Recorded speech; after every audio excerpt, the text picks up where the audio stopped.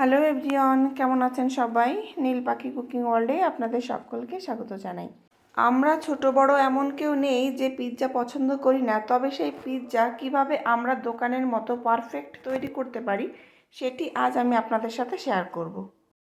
তার জন্যে আমি এখানে 100 গ্রাম মতো ময়দা নিয়েছি। ময়দাটা আমি একটা ছড়ানো পাত্রে নিয়েছি, কারণ মাখতে সুবিধা হবে। এবার মিডিলে আমি ফাঁকা করে এখানে দিচ্ছি টক দই। ময়দাটা কিন্তু আমি টক দই দিয়েই মাখবো, জল ব্যবহার করব না।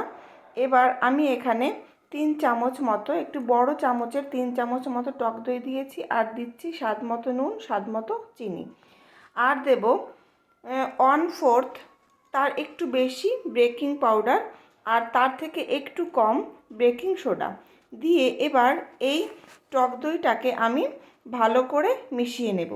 মিশিয়ে আমি 2 থেকে 3 মিনিট মতো আমি রেস্টে রাখবো, তাহলে টক দইটা কিন্তু বেশ ভালোভাবে ফার্মেন্ট হয়ে যাবে।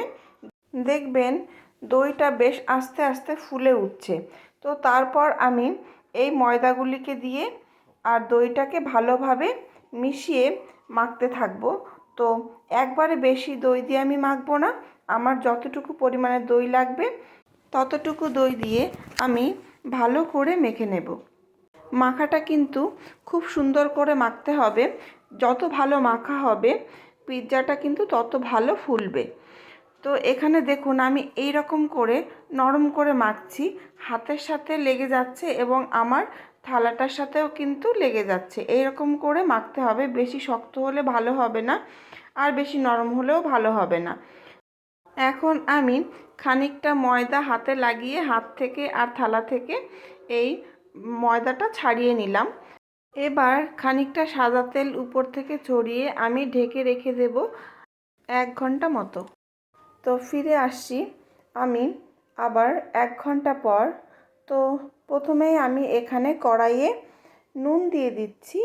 কড়াই আর নুন বেশ ভালোভাবে গরম হয়ে যাবে, আর আমি ওদিকে পিৎজাটাকে রেডি করে নেব। তো এদিকে আমি কড়াইয়ে নুন দিয়ে নুনটাকে আমি ভালোভাবে ছড়িয়ে দিচ্ছি। এবার ছড়িয়ে দিয়ে আমি একটা স্ট্যান্ড বসিয়ে দিলাম। স্ট্যান্ড বসিয়ে এবার এই কড়াইটাকে আমি ঢেকে মিডিয়াম ফ্লেমে আমি রেখে দেব, আর ওদিকে আমি পিৎজাটা রেডি করে নেব। তো পিৎজা রেডি করার জন্য ক্যাপসিকাম, ইয়েলো বেল পেপার, পেঁয়াজ আর বেবি কর্ন আর টমেটো নিয়েছি, আর নিয়েছি বাটার, আর নিয়েছি চিজ, পিৎজা চিজ, আর নিয়েছি টমেটো সস আর পিৎজা সস, আর নিয়েছি অরিগ্যানো আর চিলি ফ্লেক্স। চলুন তাহলে এবার আমরা পিৎজাটা রেডি করে নিই। দেখুন ডোটা কিন্তু আমার সম্পূর্ণ রেডি হয়ে গেছে। এটাকে আমি এখন আর একটু চেপে চেপে ভালোভাবে একটু মেখে নেব। তো এই যে যতটা আমার ডোটা তৈরি হয়েছে, এটা থেকে কিন্তু আমার 2টো পিৎজা হয়ে যাবে। তো এটা থেকে আমি 2টো পিৎজার জন্যে আমি 2টো ডো বানিয়ে নিলাম। এখন এই 2টো ডোকে কিন্তু আমি হাতের তালু দিয়ে বেশ ভালোভাবে এরকম করে গোল গোল ঘুরিয়ে ঘুরিয়ে আমি বেশ সুন্দর করে একটা ডো বানিয়ে নিচ্ছি। দেখুন এইরকমটা হয়েছে।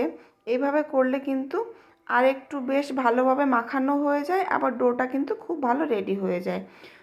এখন আমি এটাকে বেশ ভালোভাবে বেলে নেব, গোল গোল করে ঘুরিয়ে ঘুরিয়ে রুটির মতো করেই বেলে নেব।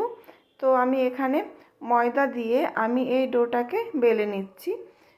রুটির মতো পাতলা করব না, দেখুন আমি একটু মোটা মোটা রাখবো। এখানে থিকনেসটা আমি এই রকমটা রেখেছি। এবার পিৎজা তৈরির জন্যে আমি একটা থালা নিয়েছি। এবার থালাতে খানিকটা বাটার দিচ্ছি। বাটারটা আমি পুরো থালায় বেশ ভালোভাবে ব্রাশ করে নেব। আপনারা কিন্তু এখানে সাদা তেলও ব্যবহার করতে পারেন, কিন্তু আমার মনে হয় বাটার দিলে একটু খেতেও ভালো হয়, আর নিচটা বেশ ভালো একটা কালার আসে। তো আমি এখানে বাটারই ব্যবহার করছি। আপনাদের কাছে বাটার না থাকলে আপনারা সাদা তেলও কিন্তু ব্যবহার করতে পারেন। এবার আমি বেলে রাখা রুটিটা এই থালার উপরে দিয়ে দিচ্ছি। তবে রুটিটা যেহেতু বেশ বড়, সেজন্য আমি কিন্তু ফোল্ড করে তুললাম, তাতে কিন্তু তুলতে আমার সুবিধা হলো। এখন আমি সাইডটাকে একটু পুরু করার জন্যে আর মিডিলটাকে একটু ডাউনে রাখার জন্যে আমি কিন্তু হাত দিয়ে একটু চেপে চেপে সাইডটাকে একটু উঁচু করছি আর মিডিলটাকে একটু ডাউন রাখছি। আপনারা চাইলে এটা নাও করতে পারেন, তবে এরকম করলে দেখতে একটু বেশি ভালো হয়। তো এখন আমি একটা কাঁটা চামচ দিয়ে ফুটো ফুটো করে দিচ্ছি, যাতে পিৎজাটা লুচির মতো ফুলে না ওঠে। এভাবে সম্পূর্ণ জায়গাটাই কিন্তু কভার করতে হবে। তো এখন আমি দিয়ে দিচ্ছি 2 চামচ মতো টমেটো সস। তো এটাকে আমি বেশ ভালোভাবে স্প্রেড করে নেব, তবে ধার দিয়ে একটু ফাঁকা রাখবো, দেখতে কিন্তু তার জন্যে খুব বেশি ভালো হয়। এখন আমি দিয়ে দিচ্ছি পিৎজা সস। পিৎজা সসটা কিন্তু আর একটু বেশি নিলাম। পিৎজা সসটা একটু পুরু করে দিতে হবে, তাহলে কিন্তু খেতেও ভালো হবে। এবার এই পিৎজা সসটাকেও আমি বেশ ভালোভাবে ছড়িয়ে দিলাম। এবার দিয়ে দিচ্ছি গ্রেট করা চিজ। চিজটাকে কিন্তু সব জায়গায় সমানভাবে ছড়িয়ে দিতে হবে, কোথাও বেশি কোথাও কম হলে কিন্তু ভালো হবে না। তো আমি এখানে সব জায়গায় বেশ সমানভাবে ছড়িয়ে দিলাম এবং সাইড থেকে একটু ফাঁকা রেখে দিলাম, তাতে কিন্তু দেখতে একদম দোকানের মতো হবে।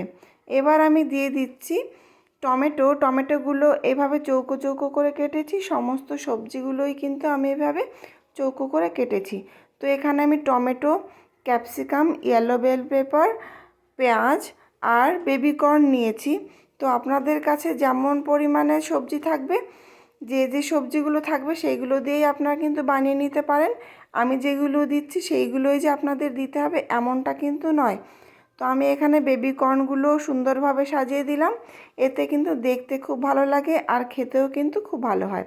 এবার উপর থেকে আর একটু চিজ ছড়িয়ে দিচ্ছি, এতে কিন্তু দেখতে একেবারেই দোকানের মতো হবে। এবার এই সাইড দিয়ে আর একটু বাটার ব্রাশ করে দিলাম, উপর থেকে ছড়িয়ে দিলাম চিলি ফ্লেক্স আর ছড়িয়ে দিচ্ছি অরিগ্যানো।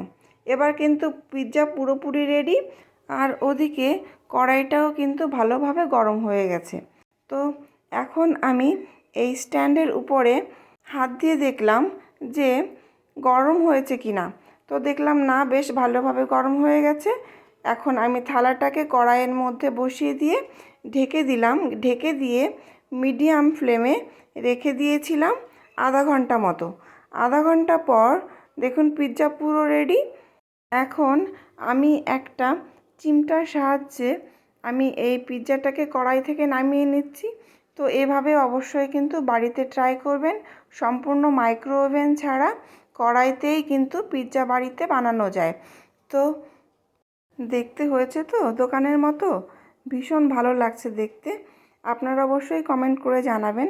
তো এখন আমি একটা প্লেটে পিৎজাটি নামিয়ে নিচ্ছি। এবার দেখুন একদম দোকানের মতো পিৎজা। তো এভাবে সহজেই কিন্তু আপনারা বাড়িতে তৈরি করে নিতে পারেন, বাচ্চারা কিন্তু ভীষণ খুশি হবে। তো এখন আমি পিৎজাটা কেটে দেখাচ্ছি, দেখুন কতটা সফট হয়েছে আর সম্পূর্ণ সবজিগুলো কিন্তু ভালোভাবে সিদ্ধ হয়ে গেছে। তো এই রকম পিৎজা যদি আমরা বাড়িতে নিজেরা তৈরি করতে পারি, তাহলে কিন্তু আমরা আর দোকান থেকে কিনে খাবো না। তবে প্রতিদিন নিত্য নতুন রেসিপি পেতে আমার চ্যানেলটিকে সাবস্ক্রাইব করে আমার পাশে থাকবেন।